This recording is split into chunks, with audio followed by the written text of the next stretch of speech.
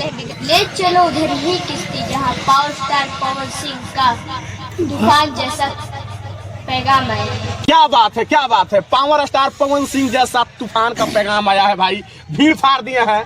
लाखों रुपए के लग्जरी गाड़ी से अभी शूटिंग सेट पर निकल रहे हैं कान्हा बाबू। और कान्हा बाबू को हमने पकड़ लिया क्योंकि कान्हा बाबू का अभी वीडियो हमने जैसे ही चैनल पे डाले हैं इतना हल्का मचा के छोड़ दिया है। और लोग जानना चाहते हैं कि आखिर कौन है कान्हा बाबू, कहाँ के रहने वाले हैं। थोड़ा आप अपना परिचय बताइए कि किस जिला के रहने वाले हैं, कहाँ के रहने वाले बताइए। रोहतास जिला के रहने वाले हैं, विक्रमगंज। रोहतास जिला के विक्रमगंज के रहने वाले 2 क्लास में पढ़ने वाले लाल भोजपुरी के सुपरस्टार कान्हा बाबू का शूटिंग के लिए काफिला निकल गया है। और आप लोग कान्हा बाबू का जितना गाना आएगा किस चैनल पर आएगा? कान्हा बाबू इंटरटेनमेंट।